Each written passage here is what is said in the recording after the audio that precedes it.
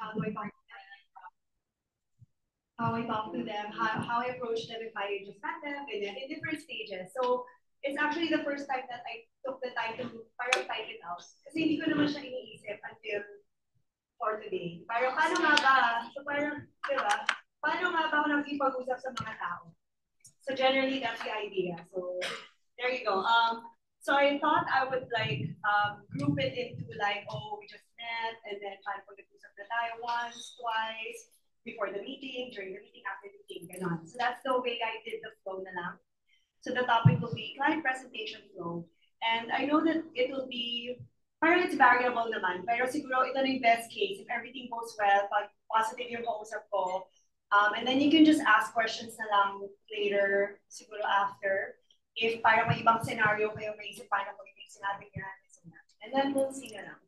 Okay, so, yeah, so this is what I was trying to say na, I put it in stages, so parang stages ng relationship namin ng prospect or ni client. So first meeting, acquaintance, like, hindi na kayo strangers or hindi naman kayo close. And then you set the appointment, like how do I segue to them being a possible client or a prospect. And then during the appointment na, like the discovery session, proposal, and then after the follow-up. Ayan. All right. So generally it's like that. So if I'm meeting someone for the first time, like the intro, it could happen in a social setting, diba? Or usually it's a social setting, may kilala ko, tapos may pinakilala siya na friend or relative or something like that. I just get to know them. I just met you today, so hi, I'm ganyan, Siri, the usual. Tapos if we're there for a person, about what brought you here, or how do you know Christine pala, ganyan. Also my history, she'll tell something about their relationship, ganyan. Or minsan naman kasi yung setting parang, it's a common place, a common hobby, or something common with it. So how long have you been coming here? Kung gym siya, for example, in Mexico. Gano'n katagal na member? Like, so I just try to find a connection related to the place we're in or the person that introduced us. And like during the event, you'll try to kind of be close. They were parang, oh, kamusta, how do you like like if you're watching something, maybe. So apparently just, parang in a way, the idea is to gauge kung match ba kayo, kung parang may vibe. If you're like, if the person is gonna be open to you or friendly to you. Yeah, so tapos, yan, shared interest, if it's a hobby, if it's a wine tasting event, you talk about whatever is happening in the moment. And at the same time, you get to know each other na rin, diba? Through that, like how they respond, how they talk. You always try to sense na. Parang you're kind of, hindi man fishing, parang you're discovering na rin who they are. Sometimes they'll say something personal about their life, their job, or their kids, or their families. It's very normal na rin kasi you don't have to be so, parang hindi mo naman kailangan masyadong maging, what you call this, like pushy in terms of the questions. Parang it will just come out when they become comfortable. So first meeting is basically trying to make friends. If I can simplify it, and you're just trying to establish a connection, and parang nakikiramdam ka. So nakikiramdam ka kung ano ba, curious lang ba siya, or parang no to medyo unfriendly, di okay lang, diba? So that's it. It probably will end there kung medyo legacy client or prospect. Okay, so if it went well, yeah, that's what I was saying. It has to be organic. Parang like, oh, I like you, you like me, or any relationship, getting to know stage. And then if it went well, siguro you exchange numbers or follow each other in social media, or some add you in Facebook. Parang then they start to get to see naman what you do because you put it there, right? So parang subtle lang na all your job. Like some people really become specific about their job description and all that. Parang yun na yung subtle intro mo about yourself. So when I would say, I would wait for 2 to 3 interactions, but it really depends. Kung warm naman na siya after 1 or 2 dito, but not right away. Kasi when you're comfortable and maybe you see each other in another event or maybe 2 more events, kasi nga may common friends kayo or common link, Then you can start to segue, say, I would just say directly actually, who takes care of your insurance? By the way, who takes care of your insurance plans for your family? Kasi I assume, alam naman na yung ginagawa ko. Kasi nag-introduce na kami doon, nagpakilala na kami. What do you do? What industry we in? So that's one way. I just go direct. Or if in-expect ko lang na baka nakita na niya sa profile ko, di ba? Sabi niya, hey, di ba, as you know, I'm with AIA, and I'd love to share some of our plans with you. Baka something will fit. You know, very direct also. Because I expect na nga that alam na niya that I'm with AIA. Another way is, wala pa, ganun. Wala nga eh, may mga ganun naman eh. Or, and then I'll say, if wala pa, I'd be happy to share our plans and services just for you to get an idea what plans are in the market now. Something like that. Hindi naman kailangan word for word. Pero parang may idea ka lang kung ano na yung mga bago ngayon. Ano na yung mga tapos sabi ba, oh, 100% pero hindi ka ako kumukuha. May friend ako, may pinsan ako, but whatever. They know someone, and most people do. But for some reason, parang they haven't set it up yet. They have their own reason. So I'll just say, if they've been presented to, hindi ko siya kumukuha. I'll just assume na, baka matagal na yun, and I'll say, I'll share with you the new plans. Baka matagal na kasi yun eh, baka hindi talaga bagay sa yung dati. Now we have so many good ones. Let's see if you might like something. And then, if kunwari we're in a social setting, I never really talk about work in that way. So, I'll say one of these na parang, hey, I'll share some of our plans. Oh, sige, ganyan siya. I'll say, oh, sige, let's talk about it. Let's set a time to talk about this. I'll text you later or I'll message you later. That's wala na. Back to whatever the social event is. I'll just say we'll talk about it. So that's expecting na, okay, payag siya. The person wants to hear more about it. So the next one is, we're gonna set the appointment. So the idea is to make it easy now to say yes. So I'll get back to the person a day or two after that. Nag-usap kami, di ba? Nakita kami ulit. Hindi na siya first meeting. Medyo warm na kami with each other. So I'll say, hey, DJ, it was so nice to see you at the wine tasting the other day. Diba, we mentioned that we'll meet again for the financial plans to talk about it. Are you free on the usual? Are you free on Friday or the weekend, morning, afternoon? Just choose the place. Parang if friendly, ang expectation ko, friendly din yung reply niya kasi napag-usapan na namin magkikita kami, di ba? So the expectation here is, oh yeah, ganyan, sabihin niyo kailan siya. So ganun lang, that's just how I said it. It's very casual, very friendly. So when we meet for the first time about work na, about financial planning, syempre, you're still kind of new, no? So it will always start with small talk, kamustahan, the usual. And then you just go na slowly to the thing kasi that's your real reason for meeting. So hindi na siya manghula, like bakit ba tayo nagkikita coffee lang? Alam na niya from the beginning na we're meeting because of financial planning. So hindi ako mahihiya to go straight to it na. And a lot of people, they're busy, right? So you just ask them, I always ask at the beginning, how much time do you have? Para alam ko hindi ako sobrang dalan. Kung ano man yung nagpapagkawa na lang kami about that. Wala nang napuntahan. So okay, they'll tell you I have an hour and 30 minutes, it doesn't matter. So, ayun. And then I'll go straight to the purpose. So I'll say now, the reason we're meeting, my goal to the guys is discovery. Because I'd like to get to know your current setup financially. And so that I can tailor fit my recommendations for you. So there are a lot of plans. Okay, ang dami kasing plans. Iba-iba siya. Iba-iba tayo ng needs. So parang the more you share with me, the better I can get a picture of what you need, then I can make better recommendations. Then, of course, you'll say that everything's confidential. You set up the tone that this is a professional business meeting. I put more stuff. Ayan. So when I close, so on the first meeting, I don't really, hindi ako gumagawa ng proposal on the spot. Even if may idea na ako, kasi pag man na-meet mo yung tao, may idea ka na kung ano gusto mo ibenta sa kanya eh. So pwede mo namang isipin na yun, alam mo na, may idea ka. But I'll still say, kahit alam ko na yung offer mo sa kanya, I will always say na, thank you for sharing the info, you're gonna pay for all of this, or you're paying for all of it.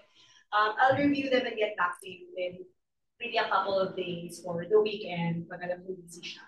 I'll always close like that kasi I don't want it to seem na parang hindi ka manong isip. Diba? Parang pag gumawa ka lang, parang dami niyang sinabi, hindi mo naman siya masyadong inisip ng mabuti to give our recommendation. It doesn't sound like it's professional pag nakaset up. So I'll still review it. I'll make maybe 2 or 3 lang na naisip ko na bagay sa kanya. Then I'll say, I'll send it to you or we can talk about it again. All right, so when I give the proposal, sorry, next slide. So when I follow up, and sinabi niya, di ba, I'll get back to you on Saturday. Sige. I'll say, hi, ganyan. So I'll always say that this is what I recommend. Hindi na ako mag-ask na, type mo ba yung ganyan. Parang I'll say na, you know, with everything you shared to me, I feel like ito yung products na bagay sa'yo. I can even go to say, a lot of my clients who are like you know, you can say young professional or young families or parents with young kids. Ito yung typical na gusto nilang plan. So people like you. So I think match din siya with you. Yeah. Tapos, I'll go sample there, but I won't go so low. But when I present kasi minsan 1, 5, yung parang whole number, I'll assume na mababa yun for them. I'll just say, you know, adjustable yung mga amounts, pwede natin i-increase pa yan. So just, para lang madali i-compute. I never say to the parang, kung we can always increase all of that and we can add more benefits if, dinalian ko lang para madali natin ma-compute for millions.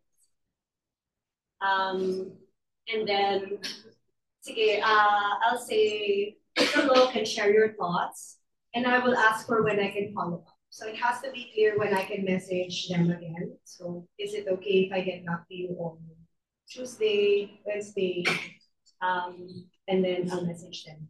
So I'll save it in my calendar, kailan mo pwede follow up. And then when I've sent the proposals, diba? So in-expect ko sana naman i-review na. I'll say, hi, what do you think about the proposals? Which option stood out more to you? So ano mas gusto mo dun sa present ko? Then depende na lang. So that's how you gauge yung interest level talaga nila at saka kung ano yung mga feedback nila. Kasi when they object or they ask for more questions, then you can tailor fit it mo. Masyadong matagal, masyadong mahaba, masyadong maiksi, masyadong mahal. Ayun na yan. Whatever they you can respond to it. So just keep asking questions. Just keep putting it back to them. Ano yung gusto, gano'n? Ano yung details na questions mo. There. And if hindi pa naman siya makadecide, parang okay naman, ganyan. Isa naman kasi, it's really not their time. I'll just say, that's okay. Hindi ako pushy at all. I'll say, when do you want us to revisit? And surprisingly, like some people will say next year. Ganyan. Oh, sige, fine. O, January. Mga January. I'll take note of it, ha? And then follow up kita din. Kasi ilalagay ko talaga siya sa calendar ko na follow up, blah, blah, blah. Tapos note, last time kayo nag-usap nito, ito yung gusto niyang plan. Ito yung pinopost mo. Para hindi ko makalimutan. And then after that, so, wala na yan. But when I get back to January, like a few months ago, we talked about this and I took note to follow up with you at this time of the year. Kamusta na? Diretso lang. And if maayos naman silang kausap, seryoso naman yun. So, syempre, mayroong percentage na they really are not serious. Then you can sense naman by talking with them if pinapahaba lang ba niya or talagang tinatiming din niya with probably their budget. Or yeah, so it's really simple. Ganun lang. I don't overthink it. You can ask questions. Yes. My question is, when you take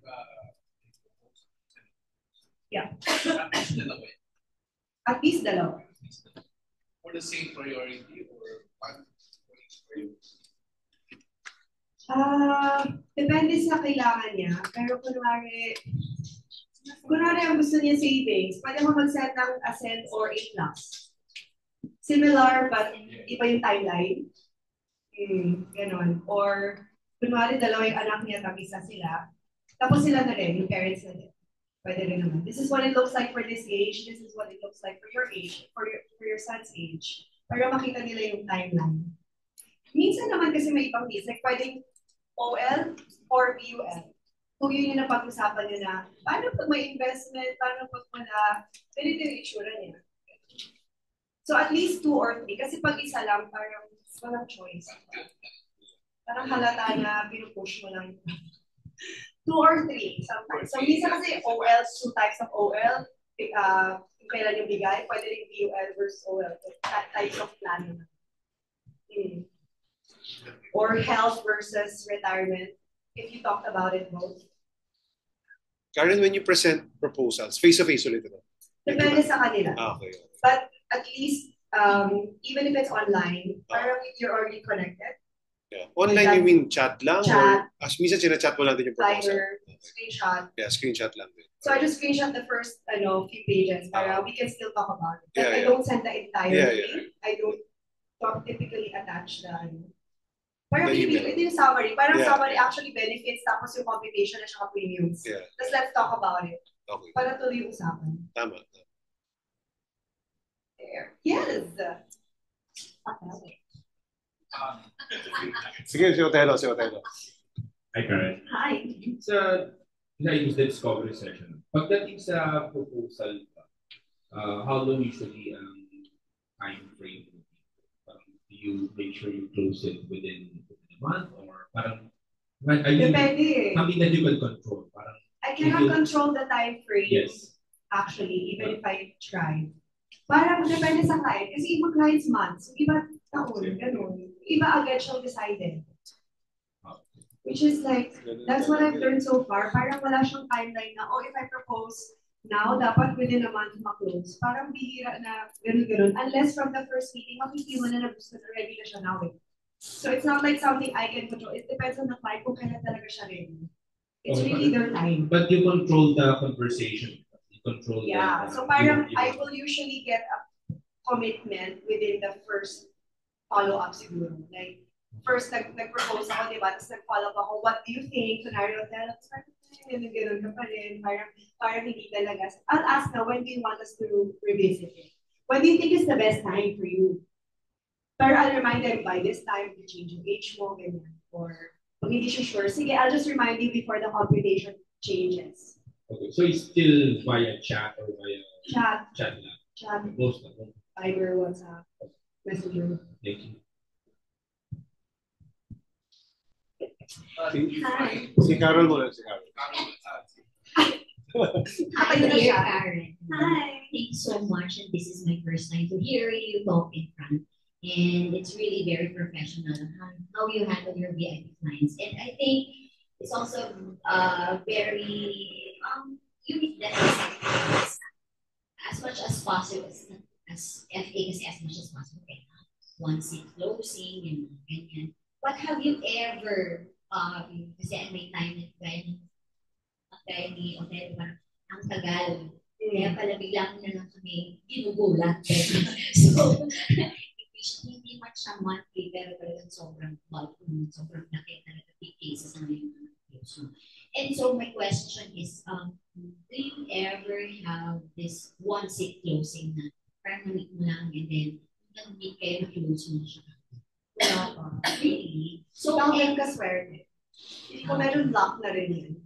So far, wala pa. And my next question is, kasi like me, di ba, I use yung standard of living presentation kapag nag-represent sa client. Yung iba yung 4 pillars of financial planning ganyan. Or basta something like that. What tool do you use or parang nabig-base ka lang sa conversation? Or how do you start your conversation? How do I present? Yeah, kunwari nag-meet na kayo. Siyempre, di ba tanong magkano income, yun ba agad? Or parang ginagamit mo ba yung FNA natin or FNR, yung findings natin? Or how? Parang honestly, I don't use a presentation. Like, I don't even bring out my iPad. I just talk. Nag-uusap lang kami. Kasi pwede ko namang tanongin yun in conversation, I feel. And I think like I don't have to tell them na important siya. I just assume that they're already financially aware and that they're, I'm sure that they talk to a lot of people there and they will have all of the types of investments and stuff. So I just assume that they're aware. So hindi ko na inano na you need this because, you know, something happens to you. Parang I can say that in words, but I don't have to visualize it, I guess. Wala, honestly, wala. Nag-usap lang talaga. Ano yun? Parang, hindi ako nakatulong. Sorry, wala ako natulong. Parang literal gano'n, nag-usap lang talaga. Mainly VIPs are like that. Like, kasi on your first meeting, kasi the way you share na, di ba? Yung first meeting yung parang, I think, nakabuild ka ng rapport and trust parang nakuha mo na. Kaya tapos very professional yung kami handle. Parang, sige, kasi hindi pushy. So, most probably ganun yung mga gusto mo. Affluent clients. Yeah, it takes time lang talaga. So, kasi pag nakimit na siya sa'yo for the business, kasi nga I always say that it's for the financial planning meeting, right? Yung socials, we can do that anytime naman. And doon na tayo ng chika-chika. So when you meet na with me, that's a really good sign. So you're serious. Yeah. Kasi we said na how we will meet about the plans. So parang okay, curious talaga siya malaman. Ano na yung intent? Yun. Yes, Jessica. You ask like powerful questions, like yung leading questions that would get your figures. Like, do you ask your income? Yes. No. But do you ask like what's gonna happen to your family if anything happens to you, or how do you identify what their goals are? I guess that's why I already asked, like, who takes care of your insurances? Okay. Because I assume that they have. Then you can sort of see na there. They'll say kung ano, sino, magkano. And then once you start there, I'll just assume most of them will have na kasi they're rich eh. I'm sure they have, mga clients ko ang daming ahente. Kahit sa AA, hindi na ako ahente. Ganyan sila. And it's fine. That's the way it is. Marami silang relationships. So, magkano na? Okay, how much did you get when? Like, I'll just ask like it's a normal question. I don't make a fuss about it. Para hindi siya parang, so ano yun? Like, I'll list it. I'll take notes. Like, usually, pen and paper. Kaya naman ito kinuha. Magkano? Tapos na ba? Ganun lang. Like, para lang tayo nag-usap. And then you don't really ask like, do you think this is enough or do you want more? I can ask questions like that. Like, how do you feel so far about what you have? Ganon. Tapos makikita mo naman sa types of plans, minsan puro view. Kasi dati pa na kinuha. And then I can start there. Depende kasi what they show you. Or puro sa husband. Or may bago silang anak. So, like, you can see, right? Like, it's a family thing all the time. I noticed all the coverage is for you lang. Did you mean to do that? Or baka hindi lang na-review sa wife mo?